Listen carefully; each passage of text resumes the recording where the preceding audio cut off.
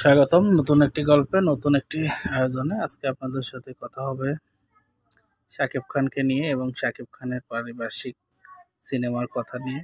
শাকিব খান একের পর এক বাংলা সিনেমায় দারুণ দারুণ সিনেমা উপহার দিচ্ছেন। শাকিব খানকে নির্ভর করে বাংলা চলচ্চিত্রের গল্প নির্মাণ করা হয় এবং তার গল্প অনেক কোয়ালিটি সম্পূর্ণ এবং মেকিং এর দিক দিয়ে কোনো কম্প্রোমাইজ করেন না। তিনি গান, সিনেমা সকল সাইড তিনি অবশ্যই ফলো আপ করে থাকেন এবং লোকেশনের ব্যাপারেও তিনি বেশ সচেতন। তার গল্প নির্মাণ, তিনি গল্প চয়েসের ব্যাপারে কোনো কম্প্রোমাইজ করেন না, কারণ তিনি গল্পের মান এবং হার্টবিট বোঝেন।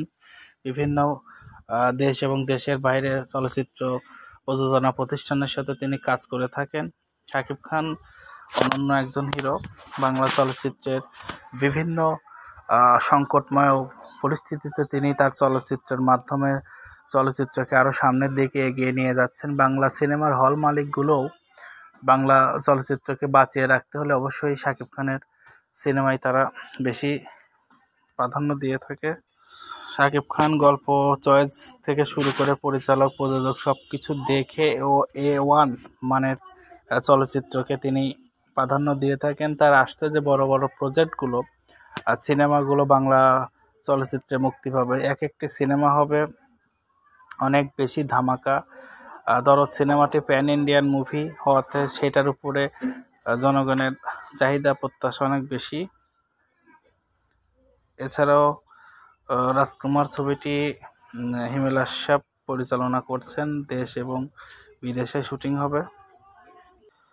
রাজকুমার ছবিটি প্রযোজক আরশাদ আদনানের সিনেমা। যেমন প্রিয়তমাটি ব্লকবাস্টার হিট হয়েছে, আশা রাখি রাজকুমার সিনেমাটিও A1 গল্প, A1 মেকিং, সব কিছুতে নো কম্প্রোমাইজ। এখানে সব কিছু কলা কৌশলীরা দারুণ অভিনয় করছেন। পাবনাতে শুটিং হয়েছে। এছাড়া তুফান ছবির জন্য রায়হান রাফি এখন আছেন ইন্ডিয়াতে, সেখানে লোকেশন দেখছেন এবং ফিল্ম সিটিতে তিনি ভালো মানের টেকনিশিয়ান দ্বারা এবং বাহুবলীতে যারা কাজ করেছে সেই সব সেট ডিজাইনার দিয়ে সেট নির্মাণ করছেন রায়হান রাফির। সিঙ্গেল স্ক্রিনগুলোতে রায়হান রাফির দাপট থাকবেই, কারণ অ্যাকশন ছবি প্রতিটা দর্শকই পছন্দ করে। এক একটি অ্যাকশন ছবি নির্মাণের পিছনে অনেক গল্প লুকিয়ে থাকে, কারণ অ্যাকশন ছবিগুলো জনগণ খুব ভালোভাবে পছন্দ করে, বাংলাদেশের জনগণ। আর সিঙ্গেল স্ক্রিনগুলোতে অ্যাকশন ছবি মানেই দেশ বিদেশের আর্টিস্ট থাকবে, সেখানে একে অপরের ফাইট আদান প্রদান হবে, চলচ্চিত্রের অ্যাকশনগুলো দেখতে ভালো লাগবে। এছাড়াও সাহেব চন্দনের পরিচালনা একটি সিনেমা আসবে সাহেব ছবিটি ফেরারি ফরহাদের চিত্রনাট্যতে আসবে, আরশাদ সাহেব প্রযোজনা করবেন। এছাড়াও বাংলা চলচ্চিত্রের আরও নতুন নতুন ধামাকা অপেক্ষা করছে। 2024 হবে শাকিবময়, এটা বলার অপেক্ষাই রাখে না।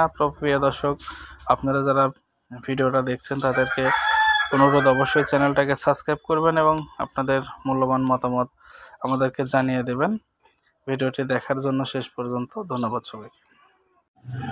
স্বাগতম নতুন একটি গল্পে নতুন একটি আয়োজনে। আজকে আপনাদের সাথে কথা হবে শাকিব খানকে নিয়ে এবং শাকিব খানের পারিপার্শ্বিক